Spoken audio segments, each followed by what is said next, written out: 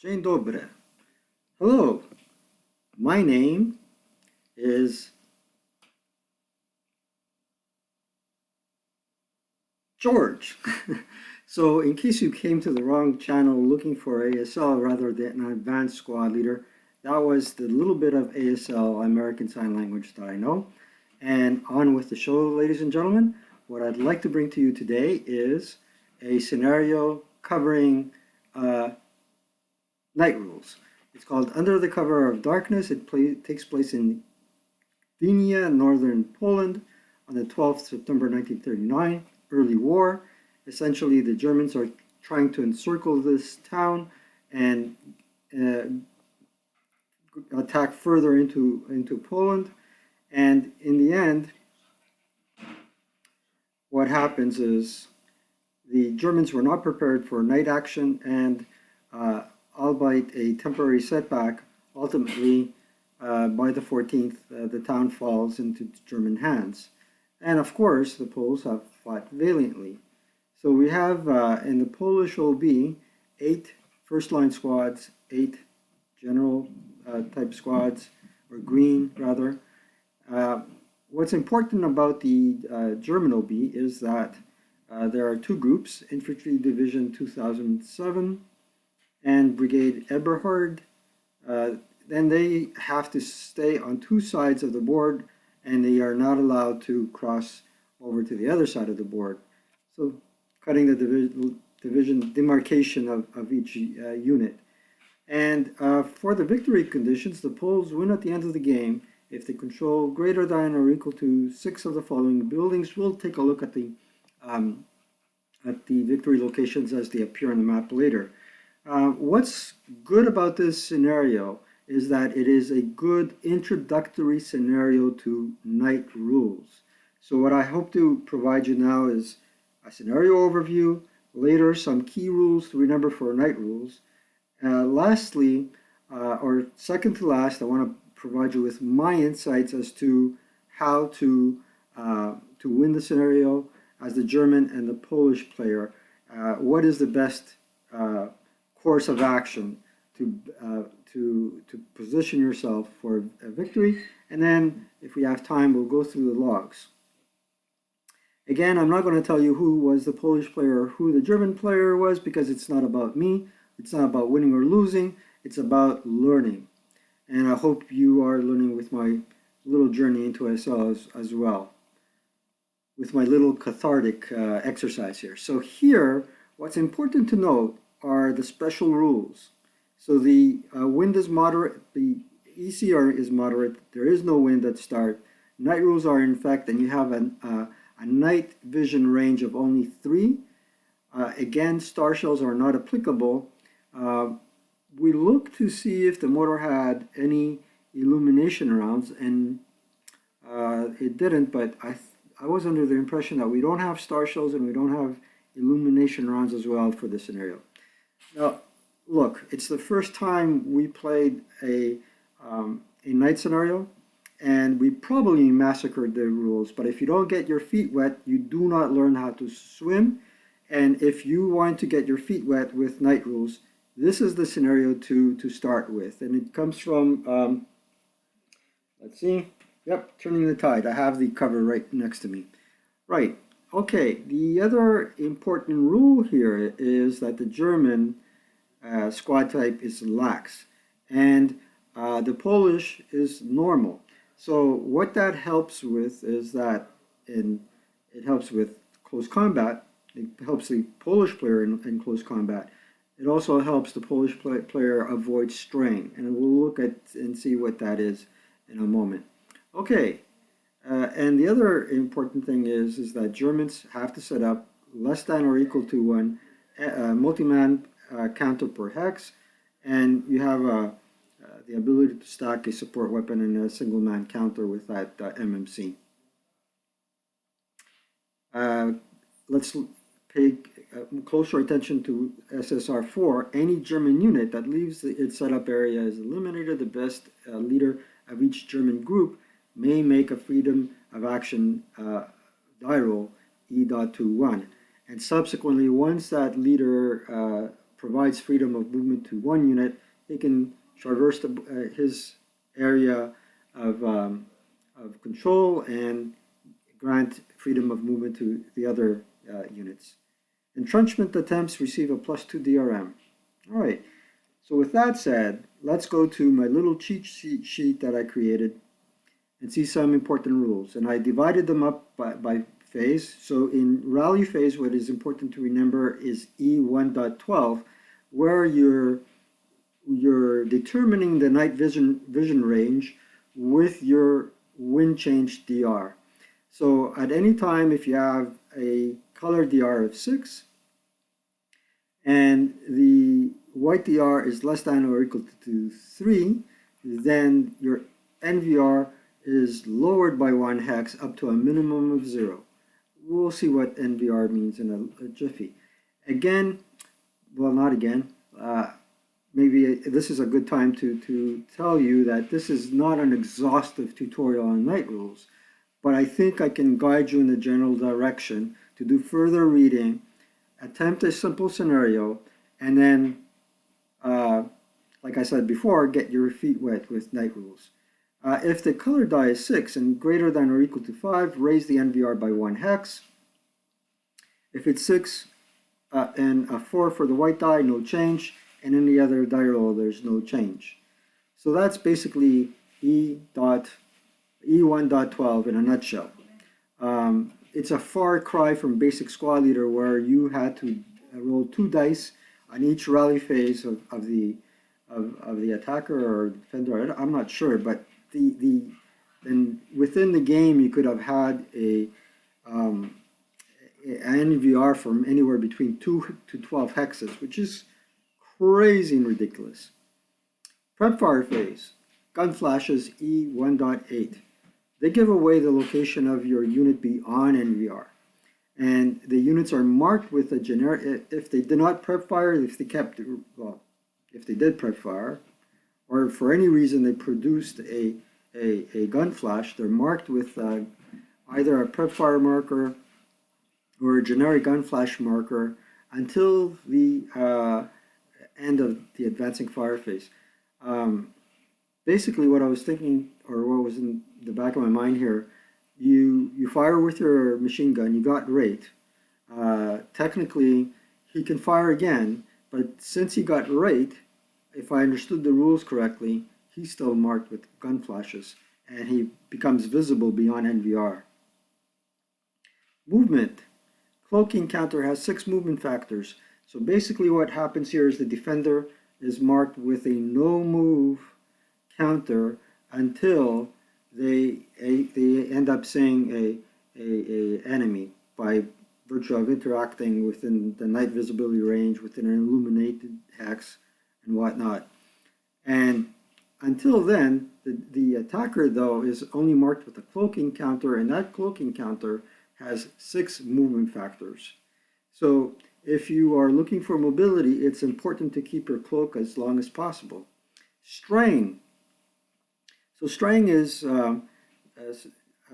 if you want to move in open ground that is not adjacent to a road, you have to do a straying die roll, which can also result in jitter fire.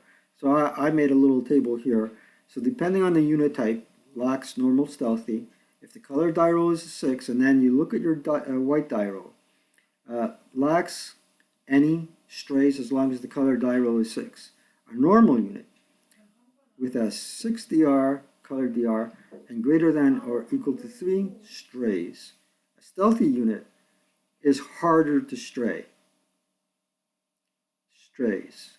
I got a little typo there. Better late than never. Stray. There you go. Now, if you, on your straying die roll, if you roll doubles, right, depending on the double, certain events happen. That's under E1.55. E.51, foot units pay 1 extra movement factor to move through concealment terrain, and that's woods, building. Defensive fire phase, E1.8 and E1.81, you may fire units marked with gun flashes and lost beyond NVR at area fire, but not half twice for being concealment and beyond NVR. only halved once. Advancing fire phase, see above prep and def. Route phase, that's another important rule to remember when playing a night scenario. E1.54, I'm paraphrasing here, making it short and sweet, so it's should read the entire rules. Route broken units always use low crawl. Only surrenders only in CC and mopping up. The DM is retained until it makes a soft rally with a DR less than or equal to its current printed morale. So in night scenarios, you have broken units that rarely surrender, and I believe we made that mistake in playing the scenario, and they retain their DM status until their dice roll is less than or equal to their printed morale. Advanced phase, not much there to that struck me as that important. In close combat phase, though, E1.77, ambush is now 2 or less. Okay, and CC close combat melee produces gun flashes. All right, so that is the rules overview. A handy dandy guide, and I'm going to post a link to in the description, is an article written by J.R. Van McKellen. Sorry if I massacred your name, JRV for short. Bring on the night. And I read this most of this article. Excellent, excellent tutorial, clarification of the night rules with nice, beautiful examples, right? Check it out. Yeah, a highly recommended reading. All right, so we've done part 1 and part 2. Part 3, let's take a look at that scenario map now. So where is that? Oh, there we are. Okay, so here's the map. So what you got here is objective number 1, 2, 3, 4, 5, 6, 7, 8. You got to capture 6. Capture 6.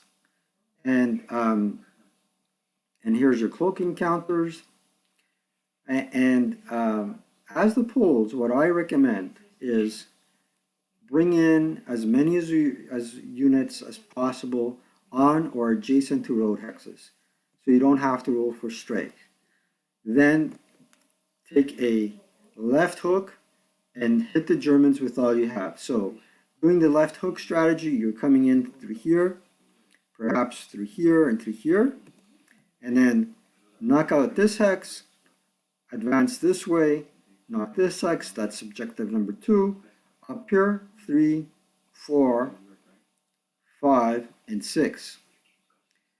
So you are basically in this, at this point, you're dealing with only one set of one of the 2 elements. And then when you get here, they won't have enough time. Hopefully they won't have enough time to thwart their no movement status, and the last 2 objectives will be easy breezy to take. How many turns in this scenario? 9. So it should be relatively easy to do, and perhaps not. Yep. So that's the tactic or strategy that I recommend for the Poles. For the German player, what I recommend to thwart that is keep in mind that your NVR range is 3. It may be reduced or may be increased. If it increases, it's to your advantage because you'll be in a better position to uncloak and unconceal the enemy. And what I recommend for the German is to set up units in fire groups within 3 hexes of each other. Okay, and once one unit is attacked and you see those gun flashes, start engaging the poles. And if if the Polish player starts firing on you, so much the better. What you want to do is, as the German player, is uh, get your freedom of action and be able to support units guarding the objective hexes, being able to move in on the Polish player and thwart his attack. All right, so that's my 2 cents with respect to um, how to best play the scenario. Some of you may disagree.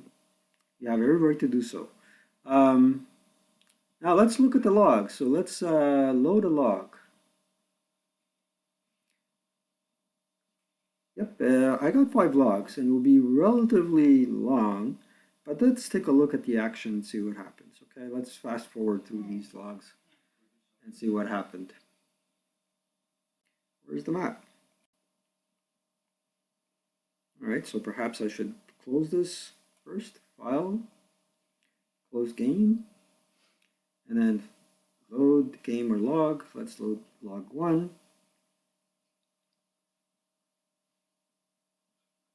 There we are. I think the first log covers the setup. The setup is important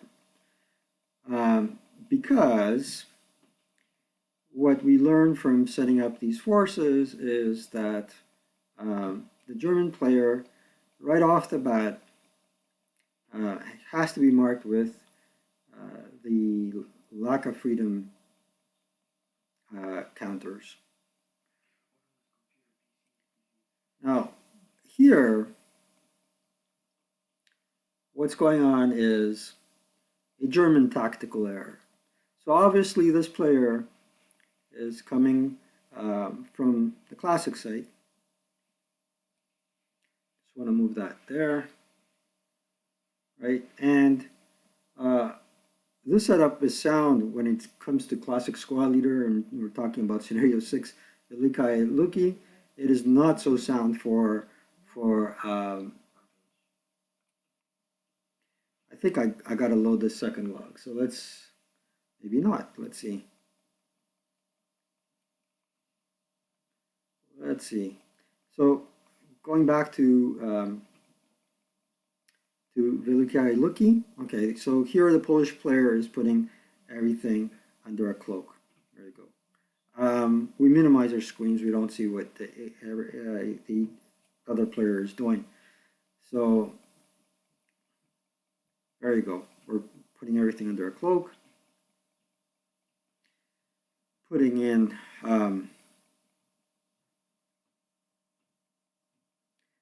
ideally, we should not have put any units underneath the cloak. We should just have hit them abroad, because the whole idea of the cloak counter is you don't know how big the stack is.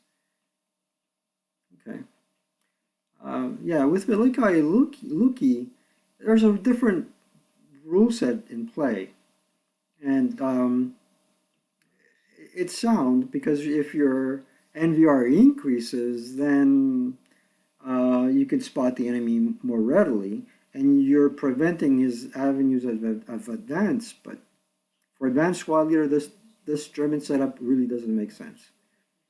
Oh, there, he did remove the cloaks. There we go. Putting on our snipers, rolling for night visibility range.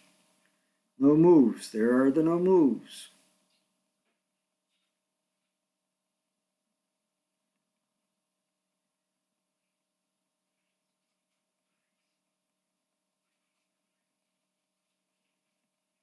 We'll go for 1 or 2 logs, and then ultimately I can tell you what had occurred. So here the Polish player is advancing. This fellow came in within within NVR. We fired at him. I believe we got a good roll.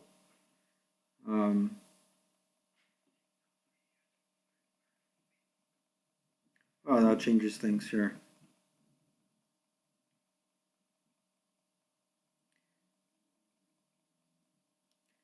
As you can see, the German player is under a lot of stress and strain right off the bat. There's a horde of shadows moving in the open ground and coming to his position, and they're not neither friend or foe for all he is concerned. There you go.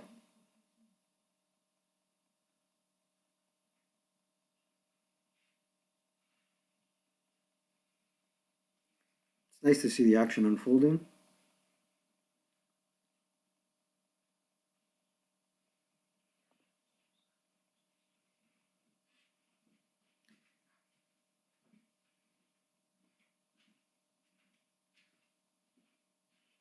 Allied player two, turn two.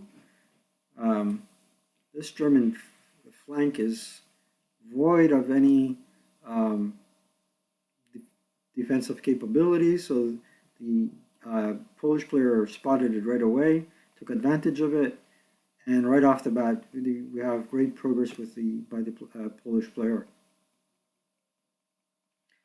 But but um, one has to wonder how many units are going to attack this position, and in this case, why leave so many units behind? Why not advance unimpeded to a victory location, take the victory location, get into the in or behind these hedges, and right off the bat take 1, 2, 3, give a 1, 2, 3 blow to the German player right off the bat, instead of trying to engage in units that were really set up here, up in the front for no good reason. They're just out of play.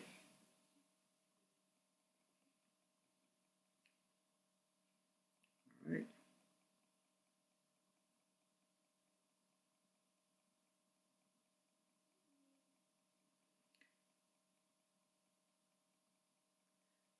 Okay, so what's going on here is the Polish player is trying to move up in this direction and this direction.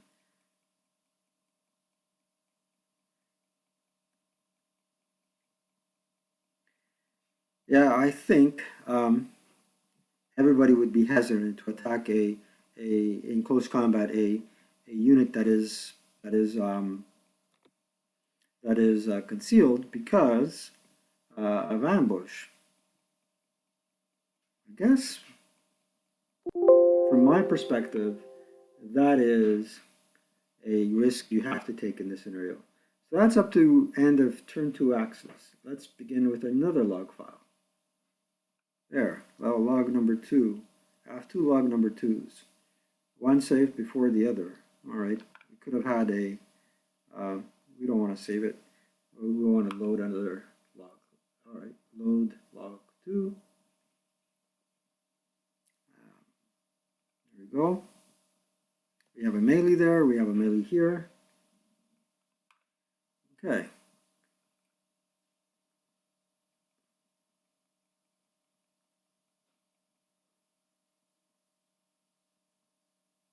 So there we go for NVR. There is no NVR change. Rallying. Note that some units, although in rally terrain, retain their DM status because they didn't roll less than their printed morale. Okay, so we're going here for some fire.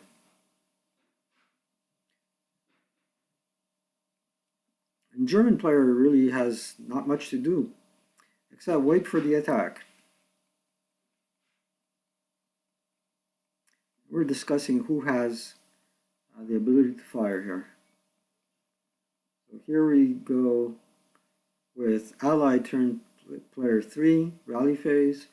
We rolled for wind change and VR, some rallying attempts.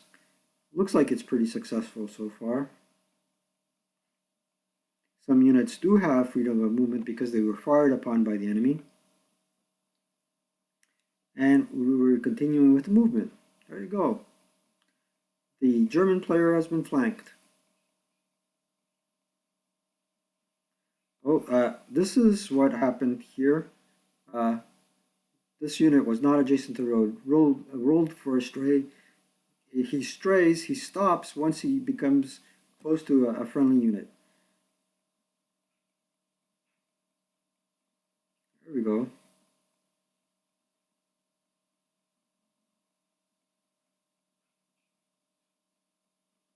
Always rolling for straying unless adjacent to a road. Oh, and the German player's defensive fire was really ineffective here.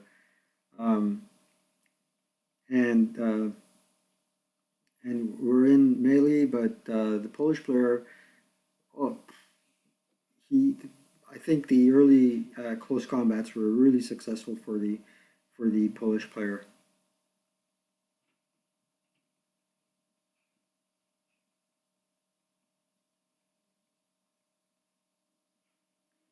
Now we're at German Axis turn 3.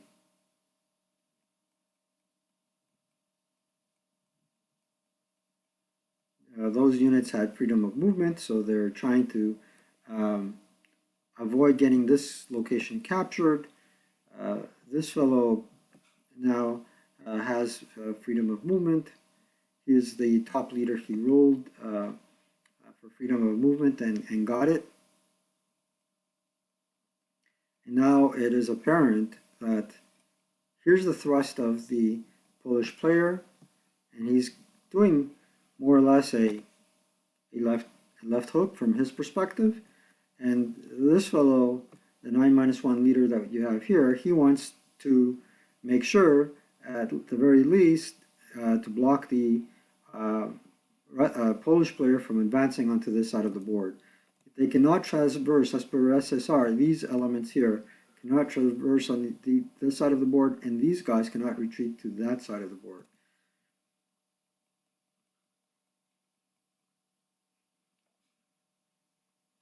Okay.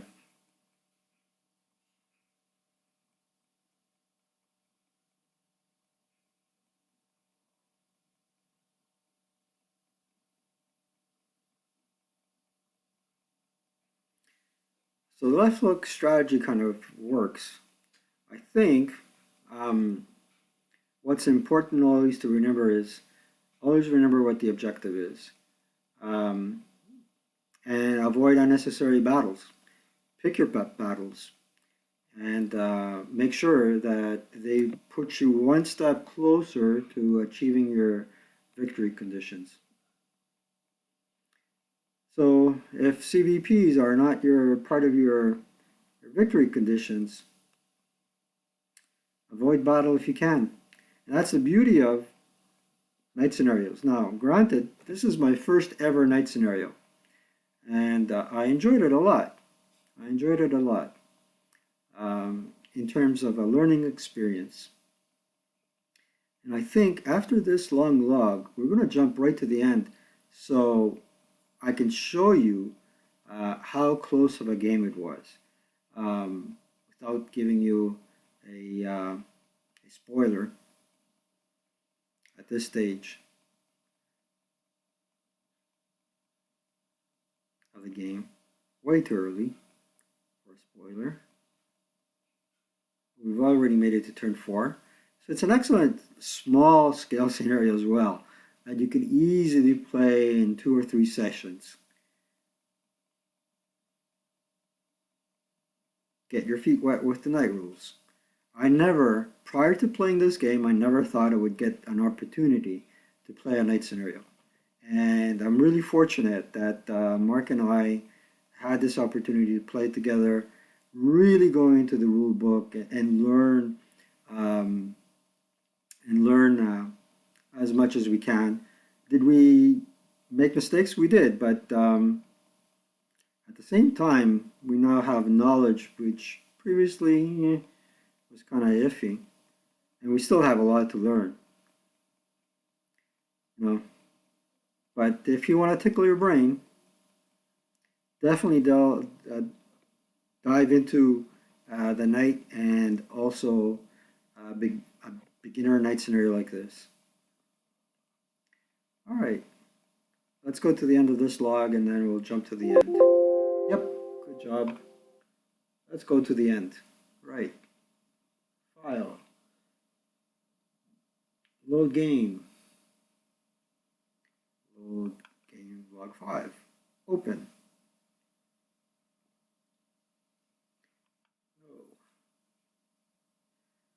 So this is what things look like at the beginning of Allied turn 8. Um, the Polish player captured this objective pretty well. Uh, this one as well.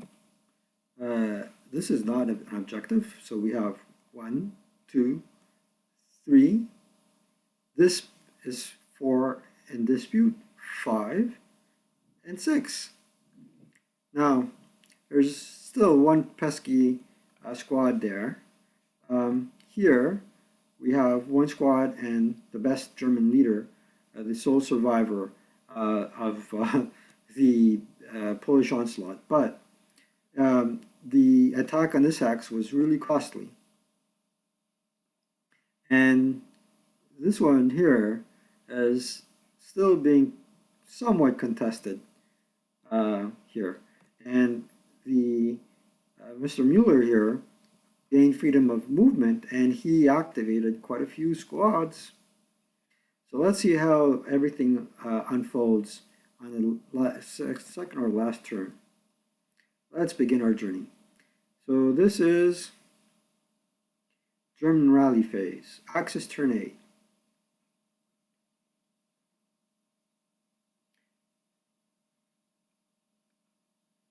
No change to the NVR.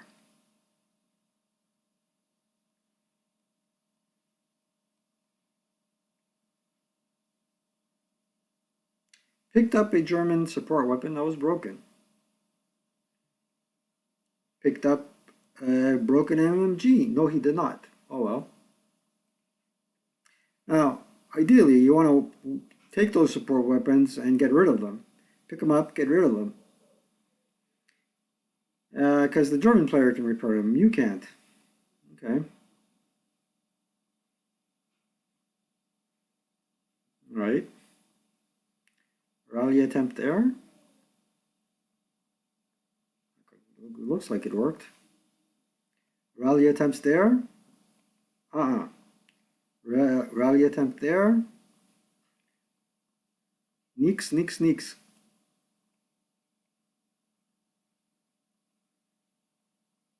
So there I am prep firing for no good reason. 9. That's only a mortar. I just discovered it after the fact. I thought it was a real unit. What are we doing here? We're saying these guys have a freedom of movement now. Mark them with a little asterisk in the label just to delineate that they are now free to move. And we're moving. Oops, strain. He's not adjacent to a road. Guess what happens to the German player here? He rolled a strain dice roll. He's lax. Color die is 6. Any number on the white one results in a stray. So instead of going to his objective here, look what happens. Bum, bum, ba bum, bum, bum, bum. Yeah, is he out of the fight? Well, he's adjacent to a road. That's not so bad. And this guy, what's he going to do? Did we forget to roll a strain dice roll? I think not. It was a 2 and a 4. All right. And right here, I'm saying, all right, he moved. I forget how many movement factors is, but I'm saying that he needs 3 movement factors to move there, and he doesn't have an additional 3, even if it's stacked with the leader from where he first came off. So I believe he was in the woods. Yeah, 1, 2, 3, 4, and it would be 7 to go in there. And I didn't declare CX, or did I want to? You get that +1 DRM. Plus, there could potentially be a low visibility DRM of another +1. And that's pretty complicated to explain. And now Mark, or someone, the Polish player is firing back. SAM activation 1. Look at this. Where is the SAM going to? Boom, there. That guy breaks. He has to low crawl out of there. I don't think he low crawled though. More fire. Ain't gonna do it with the hindrances in the way and the in-hex terrain. Where's he going? Well, he survived somehow, miraculously, the Polish onslaught. And he took this route during the course of the game. And is he going to go CX and go there? No, he's going to come back here and attack this fellow.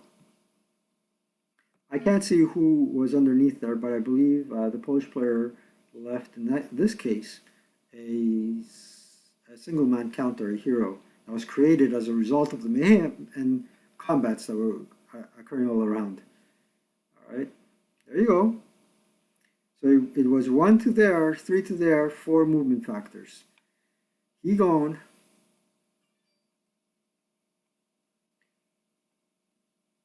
I think we were supposed to low crawl 1 hex, not be able to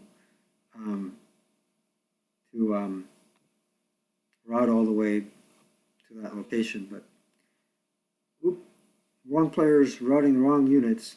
Hey, fog of night. That melee lasted for the longest amount of time, resulting in casualtying Tadeusz, the leader, and it was not pretty.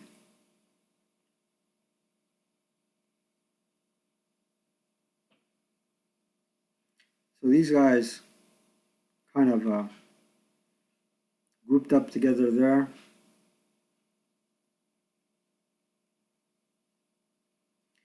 Guess who won the close combat here? German player did. Yeah. So here, the objective is back in German hands. Here, it's pretty much back in German hands. And look how close it was. There's a lucky dice roll here in close combat, and a lucky sniper activation / result here, resulting in the eviction of the Polish player from this building and that building, right at the bottom of the scenario.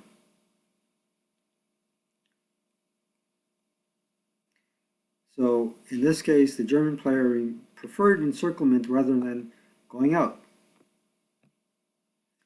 All right, let's continue.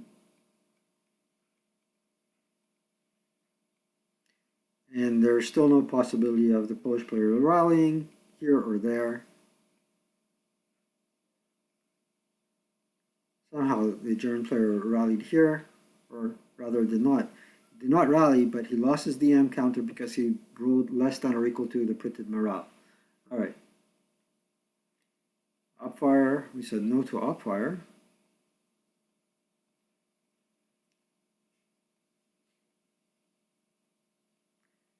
CXing.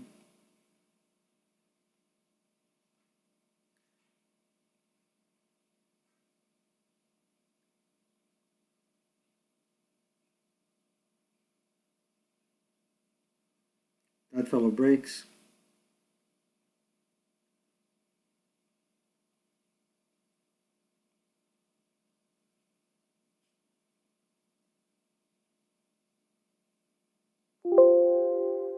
And that's how the game ended. So basically,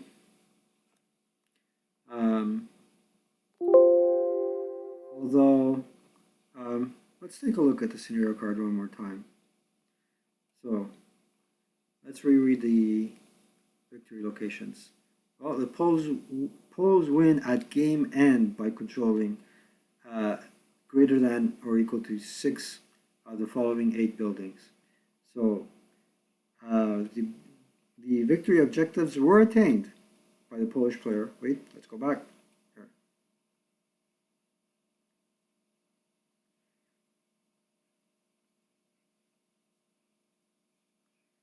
They were attained. I'm trying to get the map out. It won't come back.